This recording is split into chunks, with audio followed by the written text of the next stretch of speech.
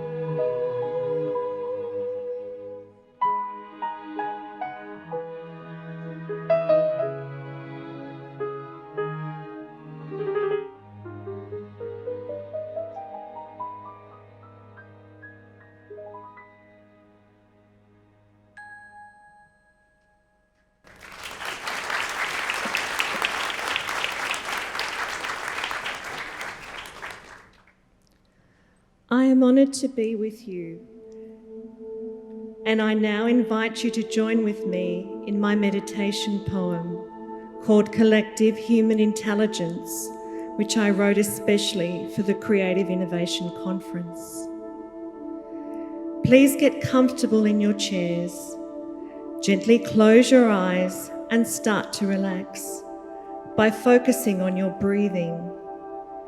Breathing deeply and slowly, breathing deep restorative breaths to bring your body and your mind deep into the centre of your being, into your heart. Relax, feel the peace and the energy flowing within you as you blot out the comings and goings of the day and focus just on you and your infinite power to create all you wish to achieve. I am one person sitting in the dark, in pitch black, no longer able to see the light to access my senses, except to hear sound. Only able to access the light within my mind and thoughts?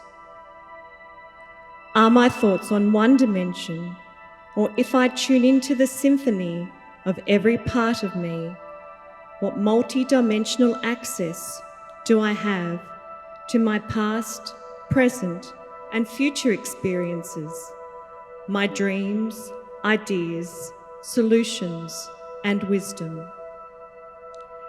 How can I change my own existence, but also of my family, friends, colleagues, community, and my world? I am one of hundreds of people sitting in the dark, hundreds of bodies, minds, souls, and hearts, beating, feeling, listening, and thinking, infinite ideas, lucid dreaming, developing solutions, drawing on wisdom.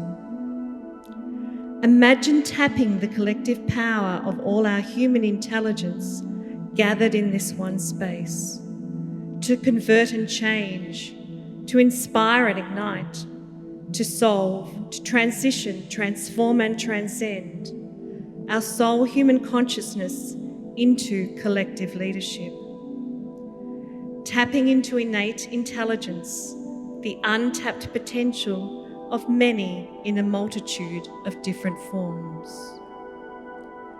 I am one. We are many. We are a collective of human consciousness who can shape our collective futures. Am I? Are you?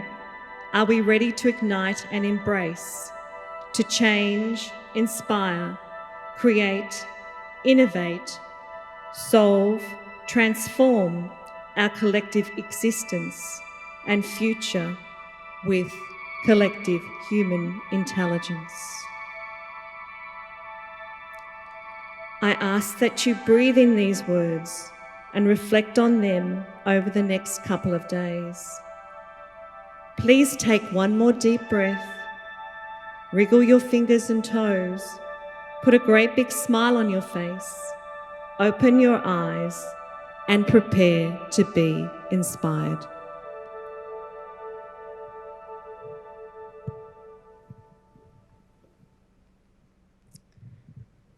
Good evening, everybody.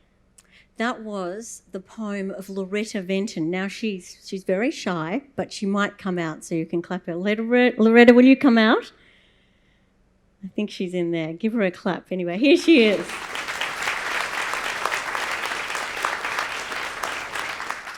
So welcome to Go Girl Go Global and Creative Innovation 2019. A collective future. How will we manage the transition, and how will we develop the human intelligence that we need to manage increasing problems and challenges and opportunities, ladies and gentlemen? And I say ladies and gentlemen because there are some wonderful gentlemen here as well. So today I want to thank our partners. Give them a round of applause.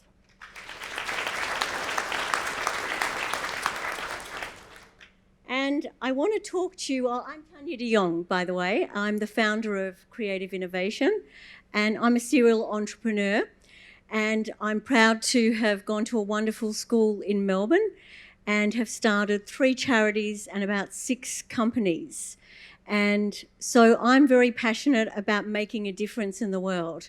I'm standing here today and we're running this event free of charge because we believe in your future and we believe that you hold the keys to the future. So I'm excited to be here with you. Are you excited too? Because we are hearing from some wonderful people.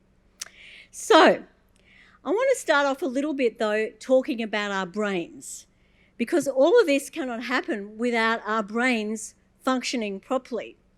So we spend most of the time in the left side of our brain, being very logical, analytical, rational. Who feels overwhelmed by too much information in this room? Hands up if you feel overwhelmed. Right, yeah. So, at least 85% of us feel overwhelmed by too many facts and figures, and that is draining our batteries. The other thing about the left side of our brain is it keeps us separate from others. So a lot of people are getting very lonely and isolated because they're spending so much time in the left side of their brains.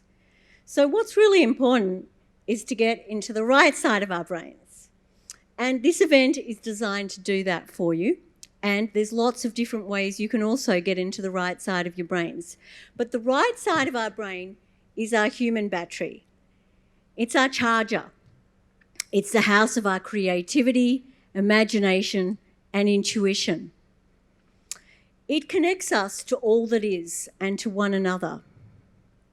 So we need to spend a lot of time in it and stop draining our batteries in the left-hand side of our brains. The other thing about the left side of our brains is that can pretty much be automated.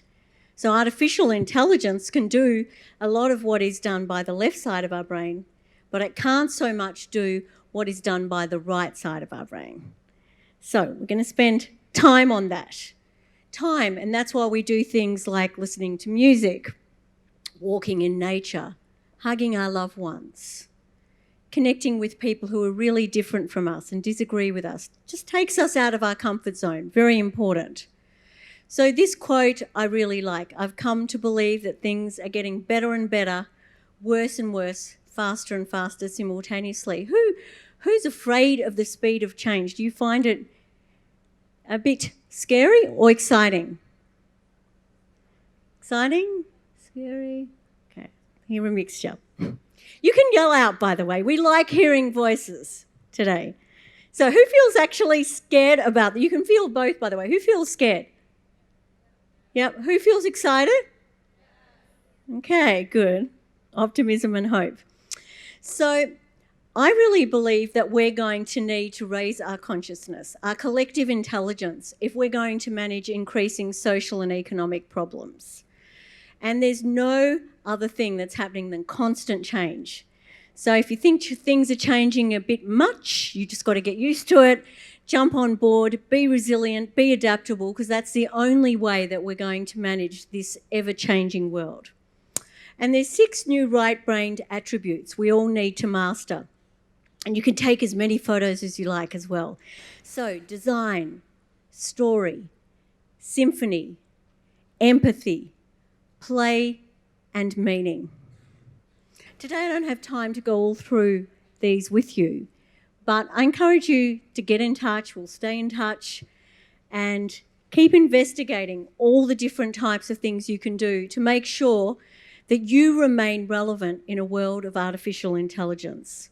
So we're moving from this old left-brained, top-down, command and control, siloed, linear world where the winner takes all. And this is not a sexist comment because all of us do have attributes of both masculine and feminine within each of us. But that is a more male archetypical world. And we're moving more into this right-sided world, into this creative, caring, compassionate, empowering, nurturing world, the world of the feminine archetype, where we share our assets and don't hold all the power for ourselves. And that's really important because we're entering into a world where more and more people will be left behind by the pace of technology and the pace of change because they simply can't keep up. Probably most of you in this room today would be fairly fortunate. Would you all consider yourselves pretty fortunate? But we know that there's a lot of people who will be and are being left behind by the pace of change. They can't get jobs anymore because they don't have the skills to get jobs. So we all need to keep that in mind if we want to create a fair and equal future where everyone can participate. So I think these 4 questions in particular are ones that you should think about. Can someone overseas do it cheaper? Can an artificial intelligence, a computer or a robot, do it faster or more accurately? How can you become a lifelong learner and improve your agility, creativity, resilience, generosity, and empathy? Are you offering something that satisfies the creative, non-material, experiential, spiritual, and meaningful desires of an abundant age? You know, artificial intelligence is a great word, but really artificial intelligence is only valuable if we actually enhance our human intelligence. So we actually need to use our AI to create HI 2.0. So HI 2.0 is something I'm going to really encourage you to be passionate about. Now, Steve Jobs famously said that if you want to be creative, that you simply need to just connect the dots. And I believe that the best way to connect the dots is to have what I call positive human collisions, connecting with people who are very different from you on a regular basis. Why is that? Because then you develop a rich and creative toolbox. So when you want to get creative or need to get creative, you've got all this rich, diverse set of life's experiences. But we spend most of our time talking to people, dressing like, hanging out with people who are just like us, similar educations and financial backgrounds. Would you agree? So our greatest gains, though, as human beings are when we connect with people who are very different from us, who challenge us, who disagree with us. And I want you to encourage disagreement and have lots of positive human collisions. Go out of your way to connect with people who are different from you on a regular basis. And you'll find that you'll have what's called creative abrasion occur, which is when true creativity and innovation can spark. Positive human collisions. So I wish for a world where I can is more important than IQ. And my favourite quote, if I am not for myself, who will be for me? And if I'm only for myself, what am I? And if not now, when? So I want to now introduce you to Felicity Fury. Come on up, Felicity. Co-MC for today. This is Felicity.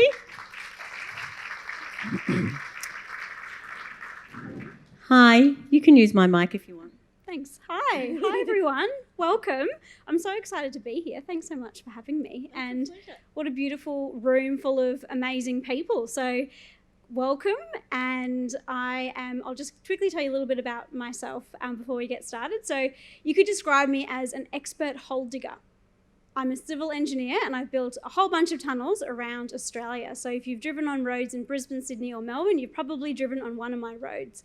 And if you look at me, you'd say, maybe she's not the kind of person who's gone out and built roads. And that's what I want today to be all about, is challenging stereotypes about future and future careers and what's possible for all of you in the room. So thanks for having me, Tanya. No, thank you. Hang on, let me see. That's not working. That's good. So I was just thinking, are you going to introduce Emma? Yes, I can introduce Emma. Exciting. Yes, let's do that. Perfect. So, Okay. Oh my goodness! Of course. How could I forget? Anthony, are you here? Where is Anthony? Aha! Ladies and gentlemen, this is Anthony Barnhill, our composer in residence. Give him a clap. Now, Anthony not only plays the piano beautifully and is an incredible musical director, but he's only 23 and he's actually conducting the international production of West Side Story. Isn't that extraordinary? And Anthony is the composer of this next piece of video that I created, which is called Predictions to 2025. And I want you to watch this video and go into your hearts, feel whatever you're going to feel from it, and we might ask you at the end just what you're feeling from it. It's just a short video about the future.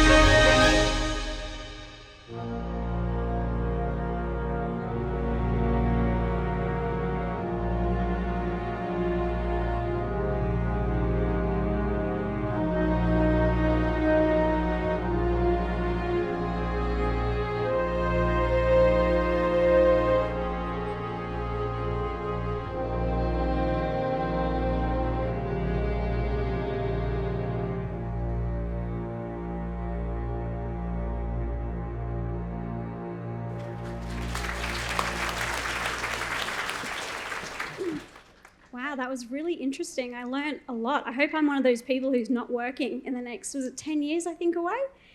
How did everyone feel from watching that? And just one word, just shout it out. Scared? Was there other people who were a bit scared? Invigorating. Oh, I like that. Who else was invigorated? A couple of people at the back. Great. Who was a bit curious of what that's going to look like? Yeah. And I felt like there was a lot of unknowns. Did anyone else feel like that? Yeah, cool. Awesome. Lots of really interesting things for us to be thinking about today, tonight, and also in the next few days and for the rest of your future, really, because a lot of that is our future. So it's my pleasure now to introduce Emma.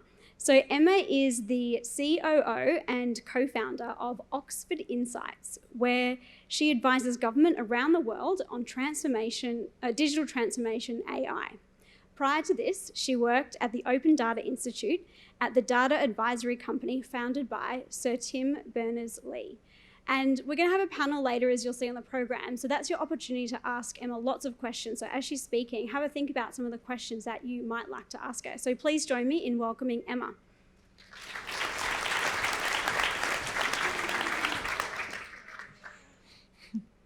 Thank you. Thanks so much for the introduction. And as you will have spotted, I have to do one more really important introduction. This is my 6-week-old baby. Her name is Flora. And there's 3 reasons why I am wearing her and why I brought her up on stage. The first is a really practical one, which is that if anyone here who's spent much time with babies might know, around this time, around 6 o'clock is what's called the witching hour, when a baby about this age gets really difficult, really cranky, and one of the ways to avoid that is to be wearing them. So she's asleep right now. If she wakes up and starts screaming, I will call my wonderful husband. But for now, she's really settled and sleepy, and hopefully she'll stay that way. The second reason is because I'm talking to a bunch of women and girls and also some gentlemen and hopefully a whole range of people, but especially to the women and girls who are out there, I wanted to bring her up on stage partly to give you a really visible reminder that one day you might be approaching maternity leave and asked to speak at something or to do something and you might think, I don't know if I can do that. Well, you can. You need a lot of support, but you can.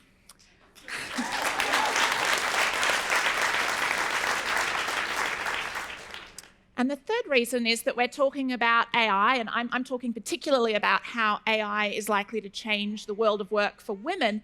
And I thought, well, you thought you were young and then you saw her. So we're talking about the workforce that you are going to be heading into, and that's going to look a little bit different. And we're also talking about the workforce that she's going to be heading into, and that's going to look very different again. So what I'm going to be talking about in the next 11 minutes and 55 seconds or so my timer tells me, is what does AI mean for the future of work, particularly for women? Now, AI in the broad is going to be changing what work looks like for everyone, but there are some tweaks about how it will affect women in particular in the workplace. And that's partly because of what kinds of questions machine learning, which is at the moment the most promising field of AI. So most of the time in the newspaper when you read about AI or when you read an article about AI online, mostly they're talking about machine learning, which is when a computer program takes a whole lot of data from all kinds of different sources and it uses that data to create the answer to a question. It creates an algorithm that's a kind of best guess using the data that it has of what the answer to that question might be. And then depending on whether that question is right or wrong, they use that information to feed back into the system. And that's why we call it machine learning, because every time this happens, the machine, the computer, the AI program gets a little bit better at answering questions. And if you or I were to do that, we'd call it brute force trial and error. We'd think it's not a very sophisticated way to solve a problem. And that's partly because we would be doing it quite slowly. Whereas a machine, an AI system can do it incredibly, incredibly quickly. So what that means is that machine learning is very good at answering questions when there's a whole lot of data available and when you're pretty confident that the machine, that the tool has most of the data that it's going to need to answer that question, even if that's in huge quantities that we as humans would find pretty difficult to process, the kind of thing that will crash your Excel spreadsheet. We need to make sure that that data is relatively complete and relatively reliable. And we also hope that that's data that's been collected in an ethical way and where people know what it's going to be used for. And we also need it to be the kind of question where we're fairly confident of the kind of answer we're looking for. So the example up on the slide is of trying to estimate how long would it take right now to drive to Melbourne Airport. That's a question with a clear answer. We'll end up with something like 44 minutes. It's not the sort of question where we don't really know the answer. So we don't really know the answer to the question. We don't really know what we're looking for when we ask what's going to happen with Brexit. That's a really complicated question, and no one seems to know the answer to that one. We're certainly not looking for a number. It's great in machine learning if you're looking for a number or if you have a range of categories and you're trying to categorize something. It's much, much harder if you're looking for something complex. The sort of thing that you might write an essay about. Machine learning's not very good at writing essays. So what is it not good at answering? It's not good at answering the questions where we don't have all the data. So one example is that you might be having a disagreement with a friend at school or at university. Or you might have a disagreement between colleagues at work. If you're trying to assess what is going on, there are all kinds of things that might factor into why you're having that disagreement. Maybe one of you is hungry. Maybe someone had a really bad day yesterday or didn't have much sleep. Or maybe something that you said reminded someone of something that someone else said to them 5 years ago. All of those are the data inputs that are helping to influence how those two people are interacting, and you're never going to have all that data. At least we hope you're never going to have all that data, because it would be really creepy if you did. So machine learning is not good at answering those kinds of questions. And sometimes we don't know what the question is yet. We're trying to understand something, we want to know more about it, but we're not really sure what the question is, let alone what the answer might look like. And those are times when machine learning is not very useful. So as a result, the kinds of jobs that are most affected are jobs that involve lots of tasks that have some of those mechanical routine elements where we've got lots of data, where they're relatively predictable, and where there are patterns to be found in the data. What does that mean for women at work? Well, first, there is actually quite a bit of bad news, but don't worry, there's a good news section coming. This is really important, and this is quite interesting for a room like this one. According to LinkedIn, 22% of jobs in AI are held by women. And that is terribly low, and part of why I think that's concerning is that many of the decisions that are being made about the future of the economy and the future of our society are being made by people working in AI, and that means that a whole lot of the time those are decisions made by men. So that's something to have a think about, because this is a huge field, it's an important field, it's a growing field. You might want to work in AI. And by the way, that does not mean you need to be a coder, that does not even mean that you need to be good at maths, but I'll talk about that in a second. Secondly, we've got a problem that some of the algorithms that are resulting from machine learning systems show a bias against women. Now, sometimes what you might read about AI is that AI or machine learning is biased.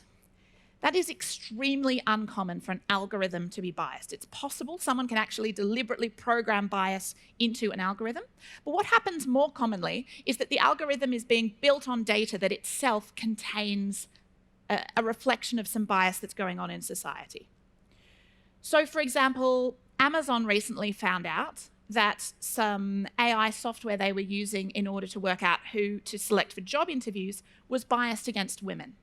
And the reason why that software was biased was not because someone had coded in, oh, and don't pick the girls.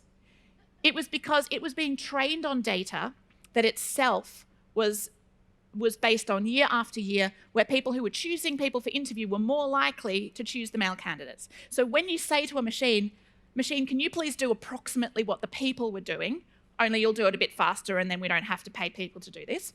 And if the people who were making these decisions were choosing men on top of women, let's say 60% of the time, which doesn't sound huge, and you might not notice it when it's just happening in the workplace and people are doing it, but once you run it through a machine, you start to pick up these patterns. So Amazon spotted that there was a bias against women in this algorithm, and they're not using it anymore.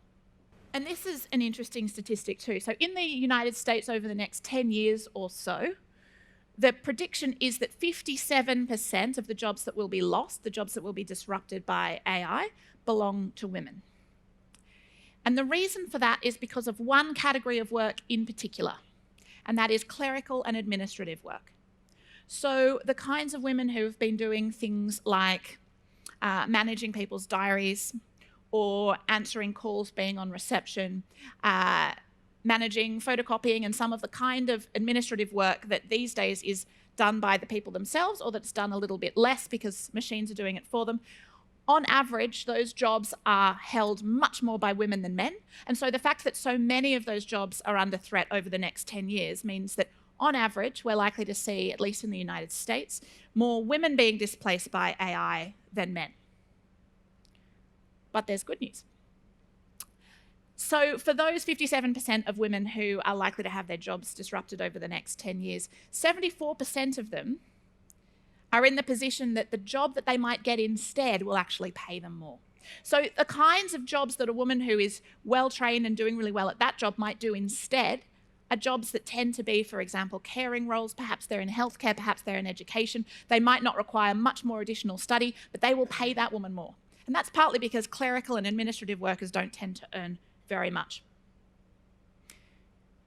But the other piece of good news for women is that over the next 20 to 30 years, it actually starts to go the other way. So that the jobs that are likely to be lost in the next 20 to 30 years come from sectors like construction and manufacturing and transportation, and those tend to be jobs where there are more men than women. So basically what that tells us is, whether you're a woman or a man, your job might well be affected. It's not because you're a woman or a man, it's more because of what's going on in the economy and the particular job that you might hold at that time. What is interesting, though, is what kinds of skills are being left behind. So there's a whole bunch of things that AI, that computers, that machines are getting really, really good at. And then there's a whole lot of things that they're not getting good at and that they're not likely to get good at. I call these human specialties. And they're the sorts of things not only that humans are better at than machines, but they're also the kinds of things that tend to define us as humans, that tend to define our humanity. They're the things often that make us feel good when we do them. So they're things like understanding other people. They're things like understanding and thinking through our own thought processes so that we can understand or explain them better. They're things like collaborating with other people. These are all things that machines aren't any good at, and that people are really good at, and that people can get better at. And there's something else that's special about these human specialties. And that is, if you look at them up on the screen, you're probably really good at most of them. And that's not because you're a girl or a woman, although perhaps on average, women might do slightly better on some of these. It's because you're a person, and people like doing these kinds of activities much more than they like punching numbers into a computer. So a lot of the kinds of work that is being automated is the kinds of work that people don't necessarily find that fulfilling. And hopefully that leaves space for the kind of work that involves more creativity, more unexpected problem solving. And also the ability to be kind and compassionate to one another and to create a sense of belonging. Because these kinds of things are going to be even more important as lots of people are changing jobs, and as lots of people have the uncertainty and the fear that happens when things change very quickly around them. We sometimes talk about technology as if it has a mind of its own. And certainly technologies change the way we live and they change the way our work looks. But technology's influence on us is a decision for us as humans, as people. It's a decision for governments, it's a decision for organisations.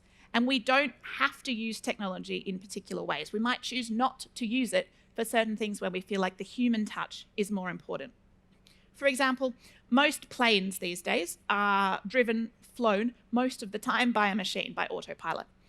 But we choose to have pilots flying the plane, often to have 2 or even 4 pilots flying the plane. And that's partly because we feel better and we feel safer when there's not only a person flying the plane, but when there's someone who can say through the loudspeaker system, "Good morning, everyone, we're flying at an..." And so those of us who are nervous flyers go, "Oh, there's someone really sensible. They're in control. They've told me the weather. It's going to be okay." It would not feel the same if a computer was doing that for you.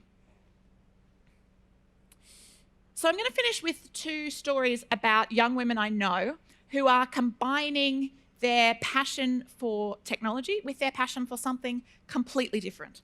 And this is my point, that if you're interested in these kinds of questions, you do not have to be a machine learning technician, and you don't even necessarily have to learn to code. I don't know how to code, and I talk about AI all the time. Instead, what can be really powerful is combining something a bit unexpected with an interest in technology, an ability to think about what technology might make possible. So up on the screen is a Mexican startup called Yana, started by a young woman called Andrea. She was suffering from depression. She downloaded every app in the Apple Store to test out which one was going to be most effective for her. She found that none of them did what she wanted them to do, so she made her own. And because she's Mexican, she made sure that it was in Spanish, although it might be translated into English one day. And she didn't know much about coding, so she convinced a friend to do the coding for her. Her expertise is in psychology. And this is a colleague of mine whose name is Laura. Her background was a degree in English literature, but she started to get really interested in technology, and what she started to investigate was code poetry, which is where computer code can be used to create literature. And she did so well in this that she ended up doing a TED talk on it. The moral of the story being, there will be something that you love that can probably be combined with technology, and combining it with technology, cynically, it makes you more employable, but in a more interesting way, it means that your work will be dealing with all these kinds of interesting issues that you've just seen on the screen. It means you're part of one of the biggest growing sectors and also something that is changing the world. So think about what you do and what you're passionate about that you can bring together with technology. And feel free to get in touch with me if you have any questions about this or about anything else. Thank you so much.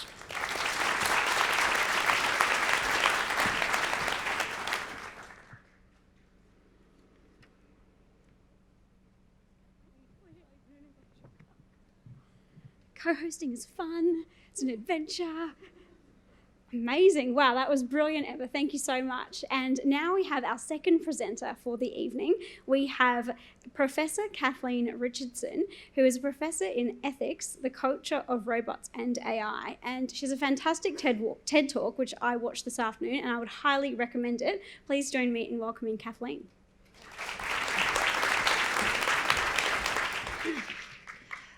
The first thing I want to say is how honoured I am to be around so many incredible young women. And I want to tell you, just start off by telling, when I was 15, I grew up in a more sexist culture. Well, there's still a sexist culture, let's face it, but more than today. And the fact that we have events now and we're thinking about how we can develop your subjectivity, your humanity, and what kind of changes you're going to make in the world, and that you don't have to follow in the footsteps of men who have gone before you. You can actually create new paradigms for yourself. So I want to talk about that a bit in my research and what I do. So we're going to start, obviously, with a science fiction idea. Now, we know that when we watch images on TV, images represent males and females differently. When we're looking at the science fiction of men, we're often seeing military machines, killing machines, complex artificial intelligences. When we're often seeing representations of women, what do we see? Sexualized objects. Here we have, this is meant to be a romance. And as you can see, a woman, Eva, in this story, is locked in a cage. And the male writers who created this story said it was a love story. And by the way, if you see a woman locked in a cage, it's not a love story. And so all the time we're being bombarded with these representations about what we think women are, what we think men are, and kind of our imaginations of them. So I doubt whether these things will ever happen because they're stories. In a story, you can tell anything. You know, you can say a bee will have a cup of tea on Mars. It doesn't have to mean anything or do anything in society. But we do live in a world where we think, oh, well, somehow what goes on in fiction is going to go on in reality. So then you get people generating images like this. Now, what would be the point of developing a machine that looked identical to a human being to do exactly the same tasks at a computer as a human being? I don't think people have really thought this one through. But I'm bombarded by images like this all the time, that the robots are coming after our jobs, and you see them, they're very slick. Now, don't take my word for it, go and visit robot labs, because you will see the robots failing all the time. They don't work. Often the programming, the code doesn't work. I've been in labs where they have robots, and they've stopped working, and the professor has stood in and said, hang on a minute, the robot's not working, but when it does work, this is what it does. I mean, and this was a lab at one of the most prestigious American institutions. So go into the labs, find out for yourself, don't take other people's word for it. And I guess what we're looking at today, you're probably familiar with this. Everyone's talking about the ethics of this, ethics of robots, ethics of AI, as if there's something about this field called ethics that's going to solve all of our problems. I actually founded a campaign called the Campaign Against Sex Robots. It's not solely an ethical campaign. It's a campaign for humanity, for women's rights, for children's rights. And I discuss in the campaign politics as well as ethics, as well as economic inequalities. But there are many types of organization and all these different groups you see, because everyone's a bit uncertain about what AI is. So people are getting together and they're developing codes, thinking about regulation. Now, what a lot of people don't know about ethics is that some of it is really dodgy and really bad, and we should be very concerned about it. So I've just got a short picture, a snapshot here of 3 ethical paradigms. We have Aristotle at the top, ancient Greece, a place where the term citizen was coined, but only 6% of a society were citizens. They were property-owning men, and women were the property of men. And in this society, Aristotle created an ethics that rationalized slavery, right? Can you believe that? And we use the theories of Aristotle, but what they do today in departments, they say, oh, well, yeah, there are all these bits in his text about how women are property and how men should subjugate them and how slaves are property, but we'll just ignore that and we'll focus on this other bits here of his research. I think we should be thinking very critically of using someone like Aristotle. There is Immanuel Kant, who is better. I'm not the kind of women's rights feminist activist that believes we should get rid of every single white man that ever existed in the history of time, but I think we should get rid of Aristotle. But Kant's a different matter, because Kant was trying to think about a person, what makes a person, and not to make a person into a form of property, which is what a slave is. So Kant came up with ideas to talk about how we can personify people and create structures around in our society so we do not turn them into property. We've never actually realized the ideas of Kant, as it happens, because we still live in a world where human beings are regarded as forms of property, and as I'm going to talk about in a bit, as forms of sexual merchandise, if they're women.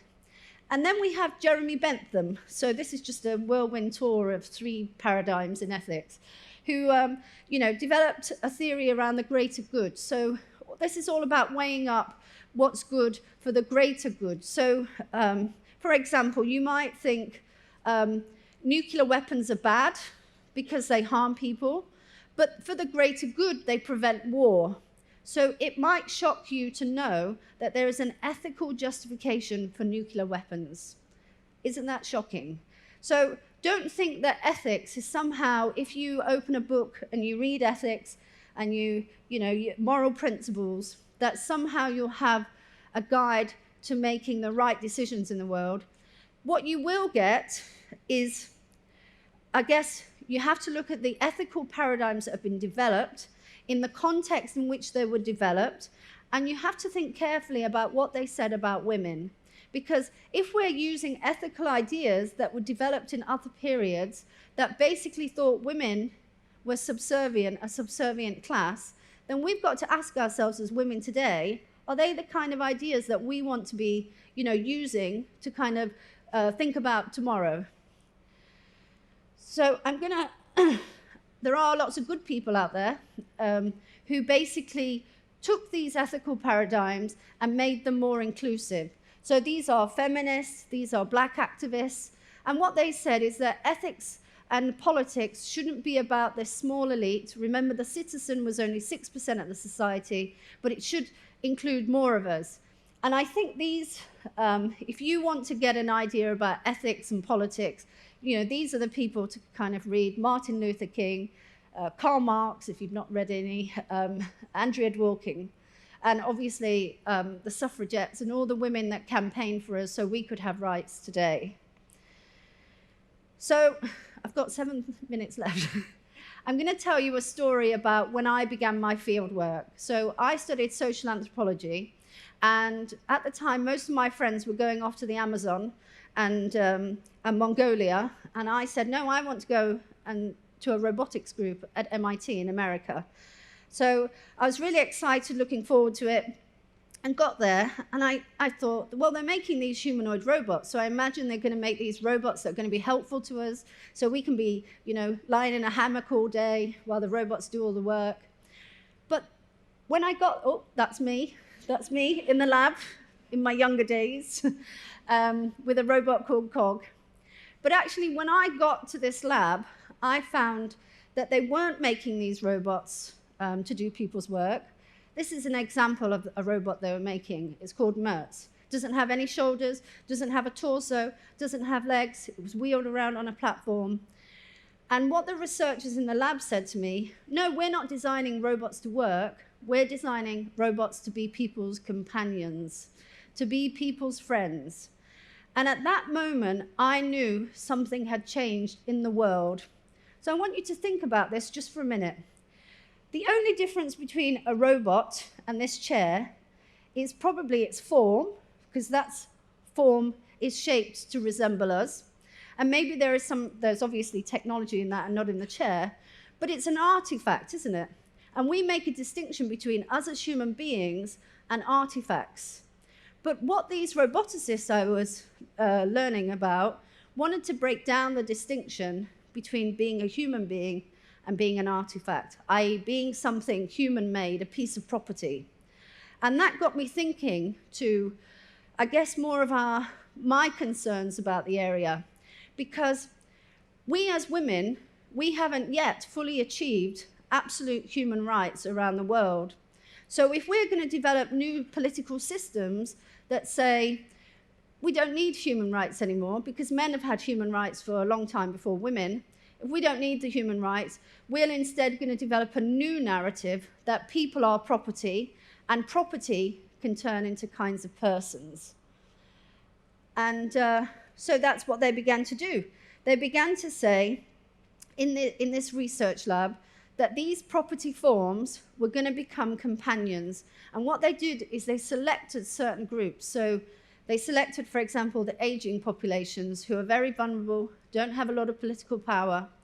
And you know what? I'm really sad to say this, but when they said to me, it's better to give a robot to an aging person than nothing at all, I didn't know what to say. I said, well, that sounds reasonable. I don't think that anymore. But it shows you our culture, how certain ideas can become normalized. And I just want to start bringing things a bit to a close, because one of the ways you get into MIT is to work, it's not only your schoolwork, but you have to do extracurricular. And to get into the computer science and artificial intelligence laboratory, you have to be really good at things like coding. So they had this huge problem because they had lots of male applicants and male attended undergraduates and graduates and postgraduates, but they had a problem recruiting young women. So they began doing research to find out why women weren't interested in going into robotics and engineering and computer science. And do you know what they found? They found that women didn't want to work alone, spend hours, the girls didn't want to spend hours by themselves with a computer. They wanted to be with others. They wanted to be working with others and more focused around projects that they could do together. And let's think about this, because those researchers in that lab were rewarded by getting entry to MIT for working alone. And then their problems to human loneliness, despair, isolation, were to give them a machine, right? So do you know what you need to do? If you don't want to do things as some men have done them before, you don't have to. You can do it your own way. You can develop a new paradigm. You can work together. You don't have to follow the old rules. So I think this is going to create, I think women, by innovating and creating their own perspectives and paradigms, is going to revolutionize how we understand science. And you know, this problem here, there are 7.5 billion people in the world, and we have a crisis in human loneliness, right? And the crisis in human loneliness people believe can be addressed by a machine? No, because we know we'd develop a different paradigm, right? Because if we're saying that being social is a very good thing, being with others is a very good thing, and actually working together, building cooperative teams, thinking about how we can use our intelligence together, is going to be something that we want to do. We don't want to work in science and technology in these old ways. We will not come up with solutions like this because we'll know the origins of the problem are different, and we'll also have different solutions for it. There is something going on in society that you need to know about, and it's this idea that men and women are fundamentally different, that actually our brains are made differently, and the reason why men do well in science and engineering is because they've got brains that that enable them to do that, whereas women have brains that make them good at taking care of others. And that's why we like doing the housework and looking after others, putting other needs before ourselves. And you know what? These ideas are still circulating in our society, and they come out of books like this. These are books written by an academic at Cambridge University. And what he did was he dressed up an old sexist theory in a new language around the issue of autism. Because he said, imagine there's a spectrum. You've got empathizing on one hand, and this is where women are. They're over here, empathizing, taking care of others. You've got systematizing on the other. And on this other hand, the systematizing, that's why men are good at physics, finding patterns, creating systems. And what autism is, it's an extreme male brain, so it's like off the chart almost. And then he also did something else. He wrote a book about autism. I don't know, I hope you all know what autism is, but it's a developmental condition, and it impacts on a person's ability to form social relationships and understand reciprocal encounters. But then he wrote this book called 0 Degrees of Empathy, where he was kind of arguing that people with autism didn't have empathy. And I think this is a very problematic thing. I've tried to draw attention to what I think are these problematic ideas. So don't think because someone who's a professor, right, says something and they put it in a book and they go to Cambridge University that they've got the right ideas. You have the right to challenge anybody's viewpoint and belief by looking at evidence, by coming up with a different set of ideas. So I think, these ideas that we are developing in our community, if we don't challenge them, if we don't address them, then they keep getting recycled over and over again. And I think you should be the last generation that we have to put up with this sexist nonsense about male and female brains. And as I said, you can innovate and you can create a different kind of future. Thank you.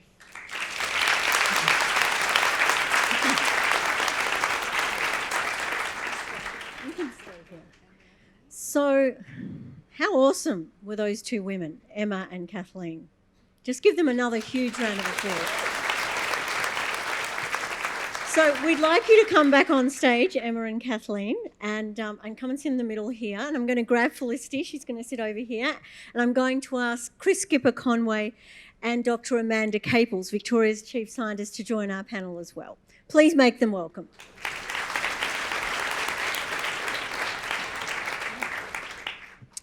Amanda, if you want to come down here.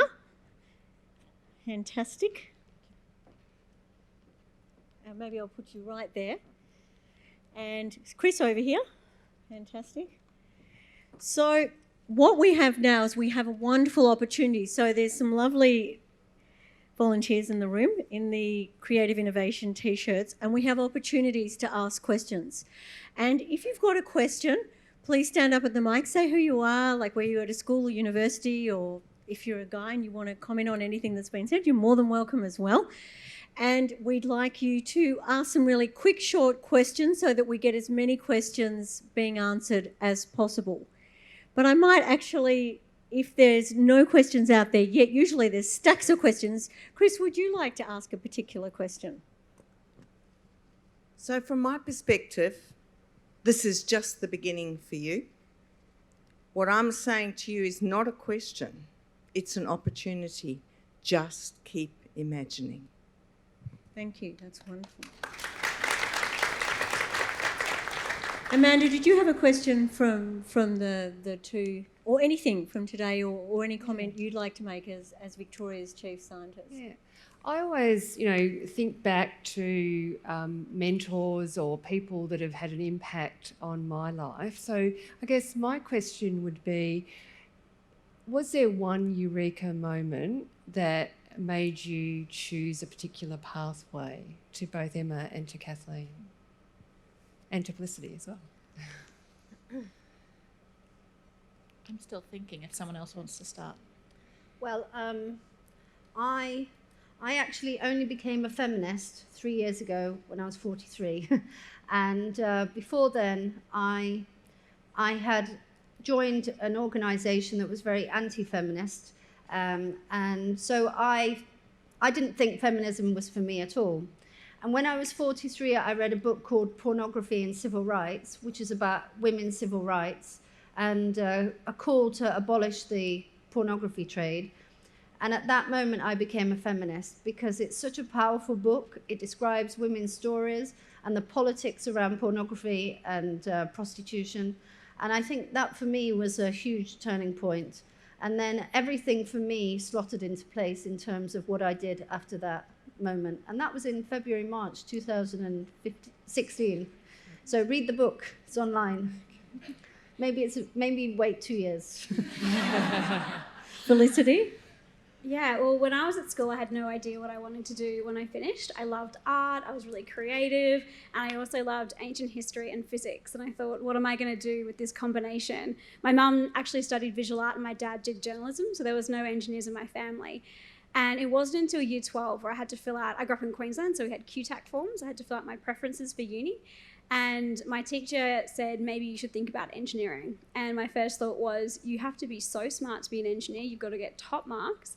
And I kind of was pretty average. I got B's and C's in physics. And I thought that engineers sat at computers and did maths all day. And I just thought, maths is so boring. I do not want to do that as my career.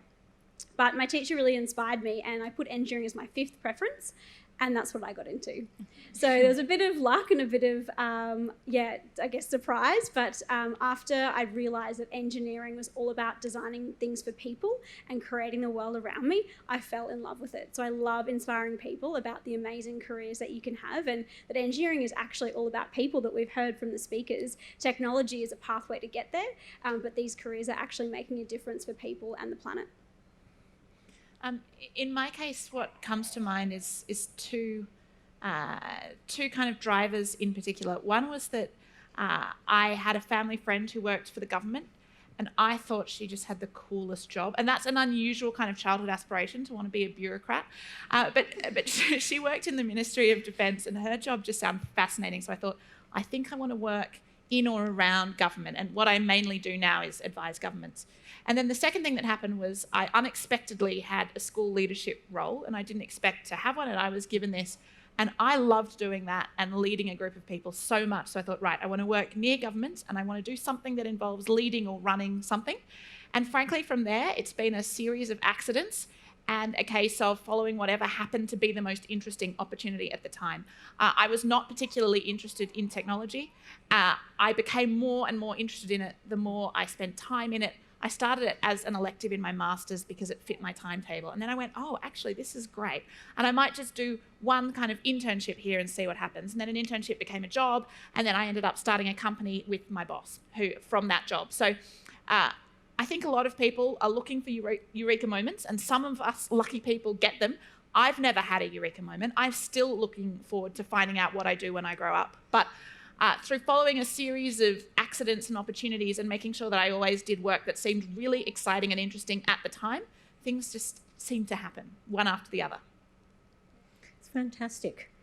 Yes, now one of the things that I actually really want to encourage you is to stand up and ask questions, because often I'm in roomfuls of people and people say, oh, but none of the women are asking questions. So I urge you to ask questions. The best way you'll learn anything, right, is by asking questions. So please stand up, ask lots of questions. Thank you. And please say who you are and Oh, hello. My name is Sally. I work at Chevron, so I'm not a student. I had a similar kind of start to my career in terms of I started in the arts and then swapped over to more of a tech role. And my question is, do you think there's too much focus on young women either being in STEM roles from a young age rather than acknowledging that you can get real value from doing something completely different and then having a mid-career transition? It's not something that's a like either or thing from when you're a teenager.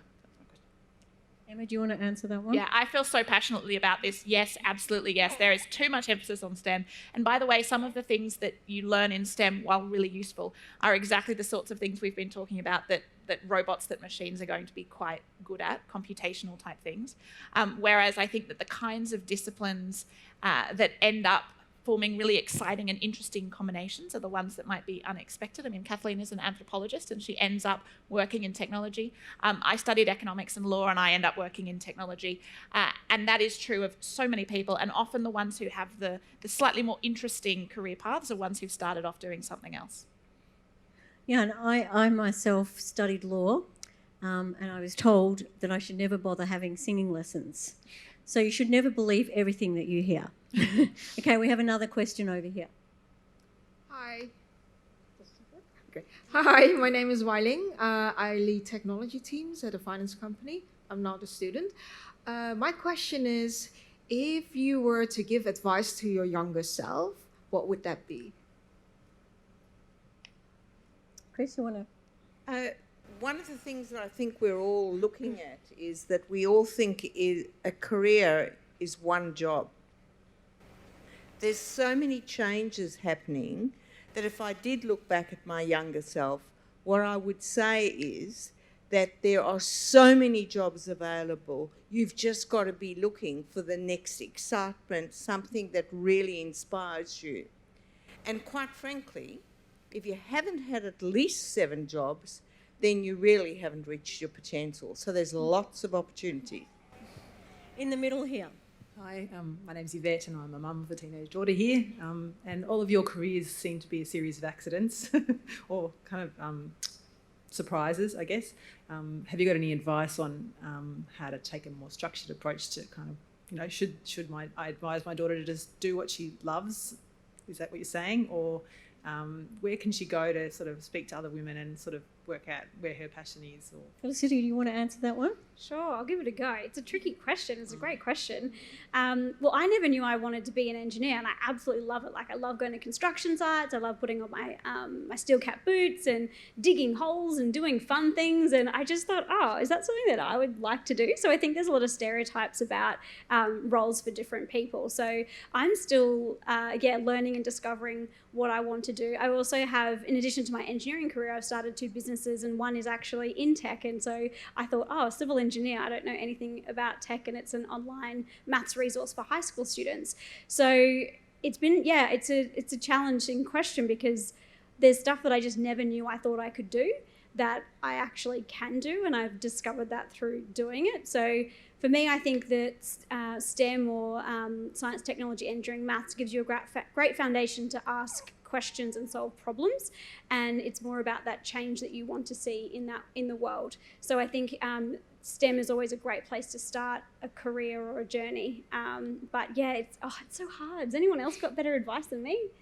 I'm reminded of advice that I received from another fabulous woman who herself is a co-founder of a terrific company, and she's a much more structured person than I am. And your question was about what sort of structure exists for this kind of decision making. And what she suggested to me was a Venn diagram where one of the circles is things that you love. One of the circles is things that someone will pay you for, because let's face it, that's important. And then the third circle is things that the world needs. And she said, if you can find something that fits within those 3 circles, you know you're on the right track. And it doesn't matter if there are 20 things in the area between those circles, it doesn't matter which one you take whatever happens to be there at the time. Right. From my perspective, I think we also need to realise that it's not just STEM.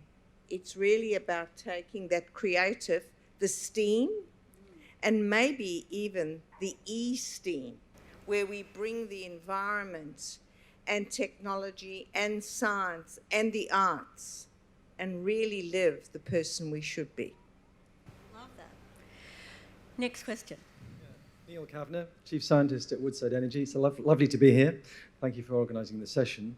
My question is, when we have gender diversity and gender balance in the innovation frame, like what we do in the room today, do you think we might reset what we're actually trying to accomplish? Like the idea that we might not use robots as a solution to aged care, I find a fascinating and shocking concept, because it's not something that traditionally we've thought about. If there's a problem, we throw tech at it. There's a shortage of workers in aged care, get some robots, that'd be great. But of course, as Kathleen said, you stop and think about that and says, what kind of a world do we want to create where aged care people are looked after by robots and we spend hours watching Netflix movies, sitting on the couch, becoming whatever we become. But my point is that there is a bit of a train going on with tech and innovation, which is reinforcing today's world. And my question is, I have a question. My question is, when we have gender diversity, will we change what we're trying to accomplish with tech instead of just doing more of the same? Kathleen, you want to answer that one? Bring your mic a little closer to your... Yeah. There we go. Thank you for your question. I think it's not just about having women in an organisation. It's about encouraging women to develop their own voice that's authentic to them and their lives that they're living. And unfortunately, what happens is when you go to university, when you learn any subject, you basically learn about 50 men before you even get to the first woman. And that's in ethics, in physics, in history, in the arts. So if you want to create a team, I would say read some radical feminism, read some Martin Luther King, read some narratives written by slaves, read about people's stories that struggled against adversity and how they did it. And through those stories, they can enrich us and make us feel like courageous to take on the challenges of today. But if we stay within the same framework of understanding, we're not going to move on. So there are so many rich stories out there, from Spartacus to Martin Luther King and to Amanda, you had a question, an answer to this one too? Yes. So I think the way that I'd answer that question is that when we have diversity, we'll explore a wider range of solution sets than we would otherwise do. And actually, the robot in aged care is a really interesting example, because there has been some research taken where certain tasks performed by robots are actually preferred by patients than humans. And that doesn't necessarily mean that they want everything done by a robot, but it was an unexpected finding from the work. And so I think taking that sort of thing on board, and you're more likely with a diverse team, and that's broader obviously than gender, it's age, it's ethnic background, it's a whole range of different things, that there will be just different approaches and different solutions developed. Thank you. Next question. Is this a student? Yes, I'm a student. Good, we're getting brave now. Good. Hello, my name is Zara. I'm studying data science at the University of Melbourne. I'm in my second year. I was just wondering if you had any advice for tech students with fostering creativity. I would consider myself a creative person and a technical person, but I often am not sure how to mix them together. So in Melbourne, there's an amazing program called Go Girl, Go for IT. Which Chris runs. It's fabulous. and what we're trying to do there is actually get panels of women talking to people just like yourselves about what the opportunities are and how exciting careers are. But that doesn't just stop there. There's also a graduate program that will give you that innovation and let you realise that what people are looking for is that combination of technology and creative, because that's what 50% of the universe wants, and that's us, ladies and girls. Wonderful. Yes, excellent. Hello, Hello, I'm Adya. I'm in Year 12 at MLC, and I was wondering the extent to which you think there is a need for some kind of structure to reevaluate all of the knowledge we have gained from the past in our patriarchal society in order to ensure that we use it in a way that's productive for the empowerment of women. Love that question. I do actually think that many of the ideas that we've developed in the past were not developed to include everybody. So I think there are limitations on them. For example, universal rights weren't developed by the ancient Greeks. They were developed by the working classes and black liberation movements and women's rights movements in the 19th and 20th century. So I do think, you know, in your schools you can be thinking critically about the paradigms that you're learning and the theorists that you're learning, and always make sure that you've got plenty of women included. Because it's not that women were absent from history. History means his story. So all that became recorded were male events. So the way that we can include women, for example, the first algorithm was developed by a woman, for example. Ada Lovelace. So to rediscover that hidden history and bring it back into how we're thinking about science and technology would be a good step forward. Thank you. Thank you. Next question. Hi, I'm JC and I'm from Year 10. And so this year Which school are you at? Lauriston. So we're choosing electives this year, and I chose STEM for one of mine. And when I went to that STEM class, there was only 5 people in that class out of probably 100 students. So what do you think schools can do to promote students going to more of a STEM like elective? I can take that one. Yeah. Yeah, so a lot of the work that I've done is with students in Year 9 and 10, and I think the biggest, and we've reached over 9,000 students through the not-for-profit program that I run called Power of Engineering. We've actually been to Lauriston. We did an event there, I think it was last year or the year before. And well, the thing that we see from that event is girls who've never considered engineering from the beginning of the day, if they're a no, they change 75% change their mind to a yes after just one day. And I think that there's 2 key reasons. One is that you get to do hands-on activities, you get to meet real engineers, so you get to see what engineers actually do. And I think there's a big myth around engineers and scientists and technologists of what you actually do. And the second part is the real-world example and how it helps people. So actually connecting those ideas of STEM into real-world examples. So the workshops we do are you design a prosthetic leg, the prosthetic leg, and you put it on your own knee. So you have to feel what it's like, and you get that experience of another person. Or you might design a wind farm. So you're actually seeing how it's used in real life. I think programs like that schools can actually do and adopt will make a difference. You want to answer or give a couple?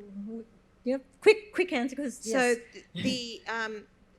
in 2018, 2,000 Victorian girls alone went to Go Girl, Go for IT.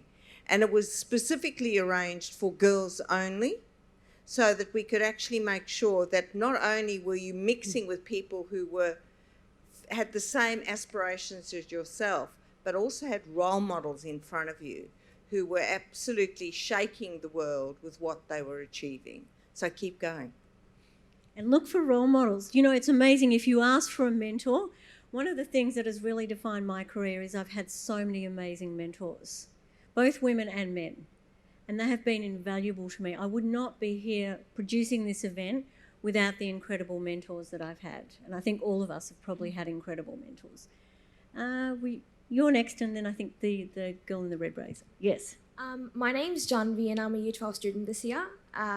Which school is that? Greensboro College. I had a question. I just wanted to ask you, what would you say to girls who've always been, put down with these ideologies that STEM is not something for them, or these regressive thoughts that, you're a woman, the only job you have is to get married, have a child, be maternal and caring, and that's all, like, kind of your goal in life and nothing else. What would you say to them?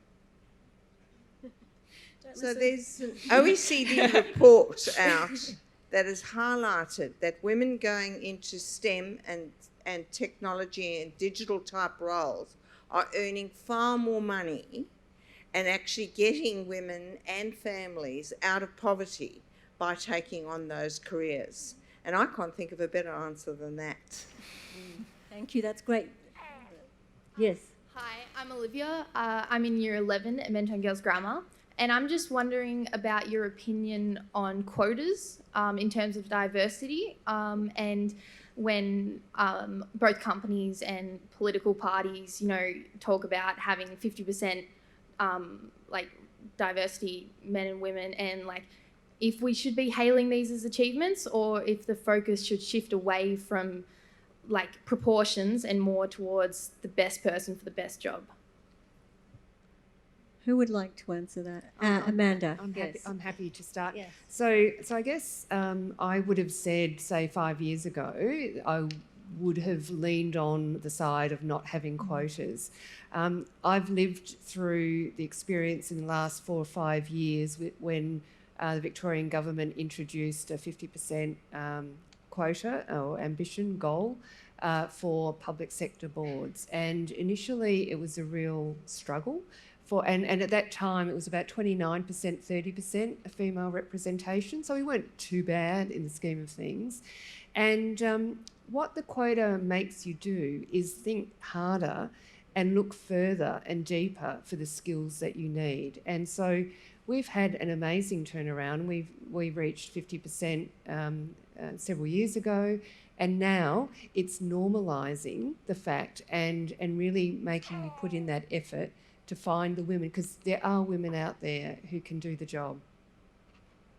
Next question over here. Hi, my name's Claire. I'm in Year 11 at MLC, and I've got two quick questions, mostly for Amanda and Chris. The first one is, I guess, did you know that you had an interest in a career in the STEM science sort of industry as a young girl? And if so, sort of knowing that the industry is predominantly male dominated at the time, what sort of I suppose inspired you to face those hurdles and persevere with your career in such a male dominated industry? So I listened to my parents, to my disadvantage in many ways, and went down a financial career, but soon learned that the passion for me to keep learning was gone. And that's what made me make the change. Amanda?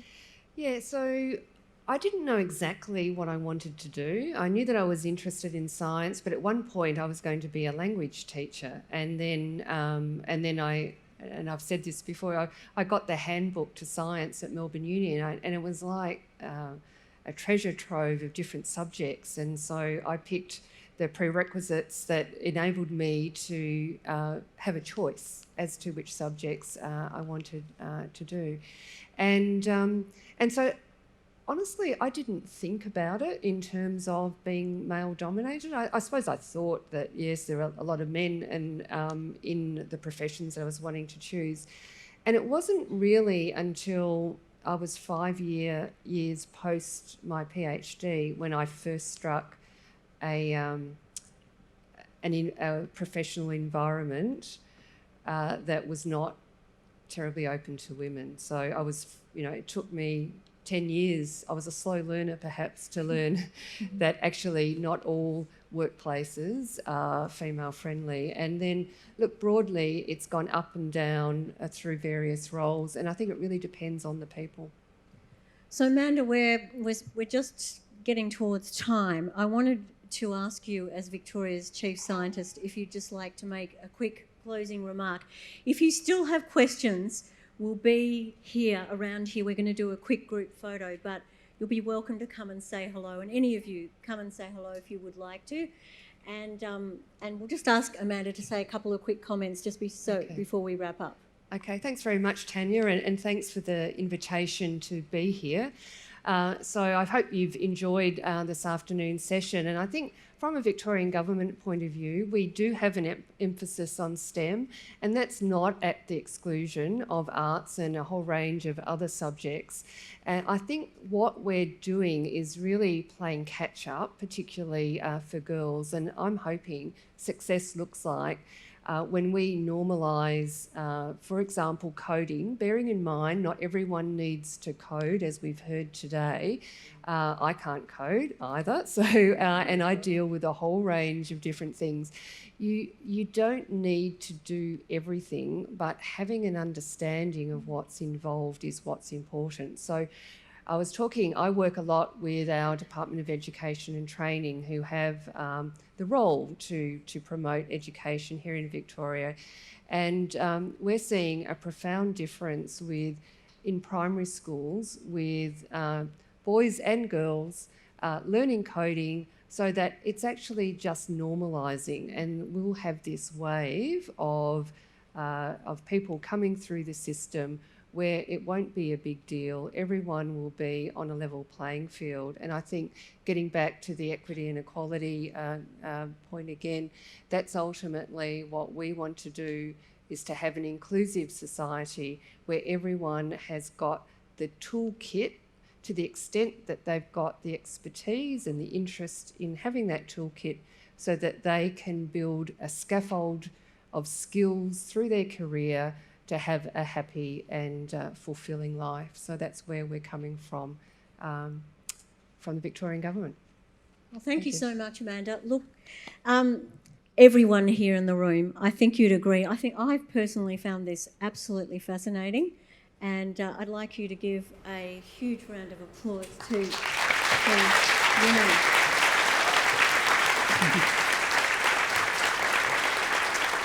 And what I say is, go girl, go global. Like, we just need to keep learning everything we possibly can, asking as many questions as we can. And we are going to be around, but feel free to reach out to us. We're all on LinkedIn. A number of us have TED Talks. So go and look at our TED Talks. I think we all have them, and other talks, and reach out to be part of these programs. And look, obviously I'm a huge advocate of STEAM.